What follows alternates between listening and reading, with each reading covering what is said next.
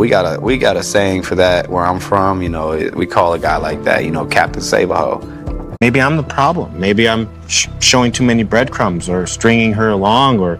I value honesty and I respect honesty. And today, maybe first time I could say I do respect you. Why would I want to know who you're or why would I? It's not who I'm who's providing a need that you couldn't and that I wish it was you. Is it a yes? Don't be so excited. No. Gino, no need to watch no more porn. Just watch Jasmine and Matt doing sex.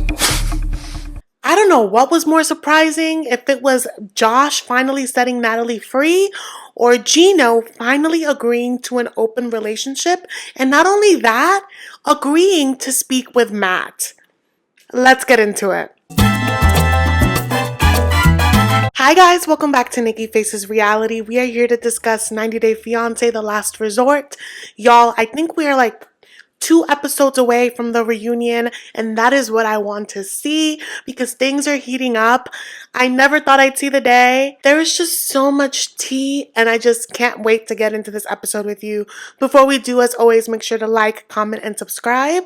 Let's jump straight in with Jasmine and Gino, shall we? We pick up where we left off at the group therapy, where Jasmine is like, Gino, what do you say? If I share my location, will that do it for you? Will you consider really an open relationship? And he says yes. And y'all, when I tell you that Jasmine pulled out her phone, which I'm pretty sure is against the rules when you're filming, immediately shares her location, immediately jumping on Matt's D, immediately.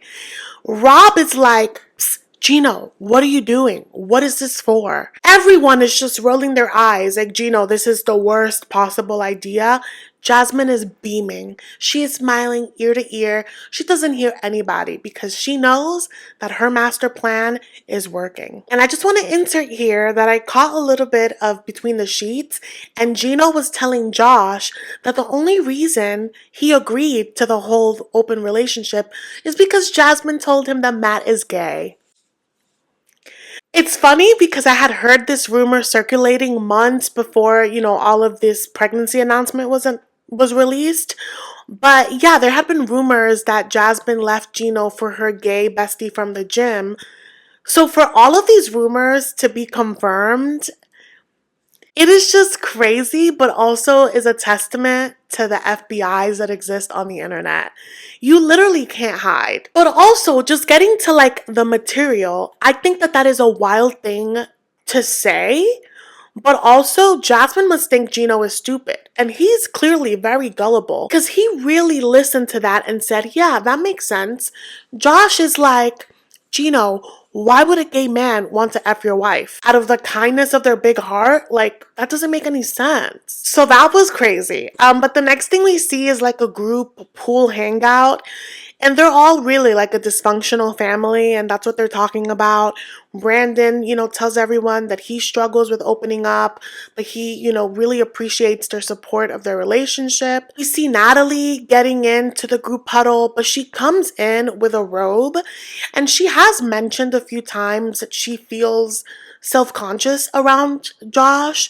And I think that this was a scene that I finally like saw it, because we've seen her in a bathing suit many other times this season, but the minute Josh is around, she feels like she needs to cover up. And I just felt really bad because sometimes as women, I'm sure men have a similar experience, but as women, I can speak for that, we really ignore like the signals that our body is telling us that we're with the wrong person. But more on that. We see a quick check-in with Rob and Josh, and I guess this is the start of their bromance, but Josh is, you know, up to the same speech where he's conflicted. With the recommitment ceremony, he just doesn't believe that he can do it because he's scared of committing to Natalie. And I'm just like, this is such BS. You're telling me that it took you 3 years to realize that you're scared to be with this person? I think the bigger statement is that you are afraid of commitment. I honestly think that Josh is stunted and this playboy persona really is his life. I just think that it's so awful of him, and I hate that he talks about this like, you know, he's doing her this huge service because she is helpless and she needs him. Josh is doing nobody any favors. Natalie is miserable. And Rob basically summed it up. There's a word for him, and it's Captain Save-A-Ho. Except, I don't think Natalie needs his saving per se. I'm guessing the producers, because we're getting down to the wire, next episode is recommitment ceremony, they're like, you know what? We don't need Darcey here anymore. So we see Stacey help her sister pack up. But it's just so interesting the way that these two are always bonded when there's chaos. What I really would like to see is them in family therapy. And what I really would like to see is that happen in Stacey and Darcey season 4. I need it. Back to Jasmine and Gino. We see these two shopping at a gift shop, and Gino in his interview, is saying that he's really considering this thing because what it comes down to is agreeing to an open relationship or agreeing to a life without Jasmine, and that would make him really sad. So when he says that, I'm like, wow, I think it's happening. Jasmine, of course, has him in the palm of her hand. So she's like, Gino, I just want to say that I really appreciate you even considering it, baby. And he says, I've thought of it. I really have. And I think that we should go for it. And Jasmine cannot contain her excitement. And he even sees it and he's like, hey, don't be too excited. And she's like, Gino, really? You really want to do this? You really agreeing to it? And in the big picture of this, it makes me a little sad for Gino, even though I know he ain't shit. I know that he's been awful in this. I know that this is a toxic marriage. It shouldn't have ever happened. But separating him from it, to hear someone say, I don't want to lose my spouse, so I'm going to go ahead and take this extra step that makes me uncomfortable, only to actually lose them anyway, and then see them pregnant when that's all you said you ever wanted. Separating Gino and Jasmine from it and just putting that situation to any other married couple, that would crush someone. But then we get to the Matt of it all, right? And Gino's like, listen, how well do you know this guy? Why do you know that this is the person you want to do it with? And as she's talking, he's like, listen, if you start to develop real feelings, we have to stop this. And I just think that, yes, I agree, you should set parameters, right? And Jasmine agrees to parameters. But we have seen Jasmine, you offer her a finger, she takes the whole arm. Once she gets a taste of whatever she has going on with Matt and the bond, she's not going to be able to scale it back. So I just think that Gino, immediately, you've already lost her. She starts crying and being like, I don't want to hurt you, of course. But I'm like, Jasmine, I think this is your guilt.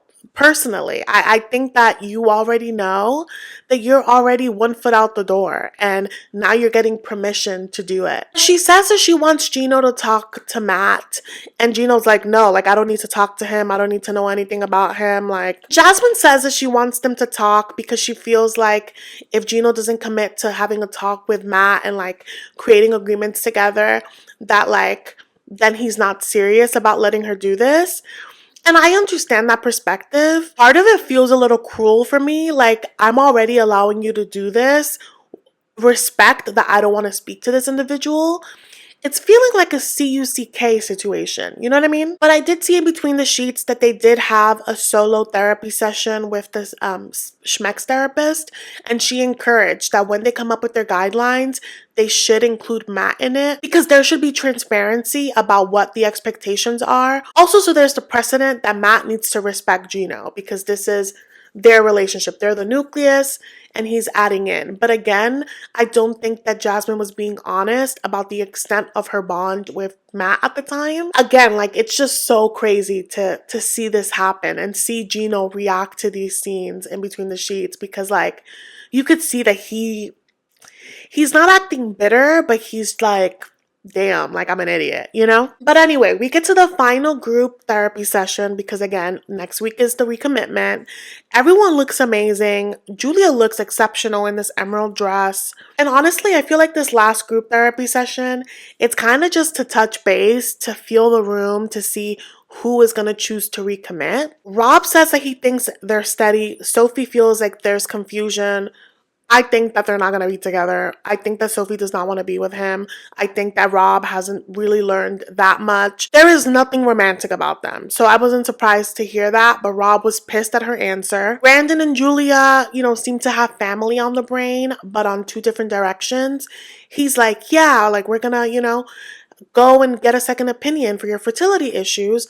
But she's like, well, I'm thinking of my parents. And Brandon's face when she said that, and Julia's like, yeah, I'm a little worried. When I agreed to the fertility thing, I didn't hear him agree to the parents. And like, that is a deal breaker. Jasmine&Gino tell everyone that they're moving forward with the open relationship, and Florian and Rob were very vocal about the fact that this is a horrible idea. Florian goes as far as saying that like Gino no longer has to watch Corn because he could just watch Jasmine and Matt. And I was like, and you know what? I think that's what Jasmine wants. But this is when the therapist said that he should include Matt in the conversation. And again, Gino gave pushback. And Rob was like, you know what? Maybe talking to Matt is the wake-up call that you need. You know, I understand that they're in a crunch. They want to get this in, the agreements done before the recommitment ceremony.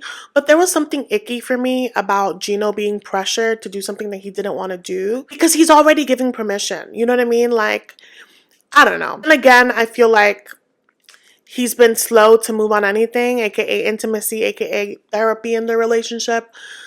So I don't know. But there was just something about it that I was like, this doesn't feel good. When it gets to Florian and Stacey, Florian thinks that, you know, they've made advancements. And Stacey's like, no, our communication is still ass. I'm still struggling with trust. And Florian is like, yeah. Like, he's still being a little dismissive about it. When it gets to Natalie and Josh, Natalie makes one of her, you know, many comparisons about what it's like to date Josh. I don't like have the specifics, but the point is that she felt like it was like a game. She's constantly chasing him. And Josh tells the room that he is scared of committing to Natalie. And I wanted to jump through my screen when he was like, I don't know, maybe I'm the problem. Maybe I've made, you know, too many breadcrumbs. And I'm like, yes, you've been breadcrumbing her the whole time. You've been giving her just enough to have her latch on and then being like, oh, you're too much. Or like, oh, I don't know why you think that we're there. Like, we're not together. So him posing this as like, maybe I did this when you know damn well you did. And so the therapist was like, Josh, whatever it is that you have to say, like, look at Natalie when you tell her. And his scaredy ass looked at Natalie and said like, I think that I need to let you go. And again, he's apologizing like, I'm sorry if I strung you along. Like, I don't want to continue doing that. It took you 3 years. And so when it gets to Natalie, Natalie is very calm, like scary calm from what we've seen her, you know? And she's like, honestly, I am relieved. This is the most honest thing you've said in 3 years. I can finally respect you now. And I was like, ooh. She is practicing so much restraint. And, you know, Josh talks and talks and talks, and there is not a speech long enough to make me believe him. Natalie says in her interview, she's like, I am in pain, I am hurt, but I am not gonna, you know, react in front of everyone. Like, I'm not gonna make a spectacle. And I think that's the best thing that she could have done, because honestly, and we'll see later on, I think that Josh wanted a reaction to feel vindicated, and he's not getting it, okay? But it was such a like an interesting scene because Natalie's like super calm. He's looking at her, he's giving the speech. Stacey over there is crying, weeping because she's such a sweet little one. She's just like, oh, I know Natalie wants love and like she deserves better, and I just know that she's in pain. So it just felt like Stacey was crying all of the tears for Natalie.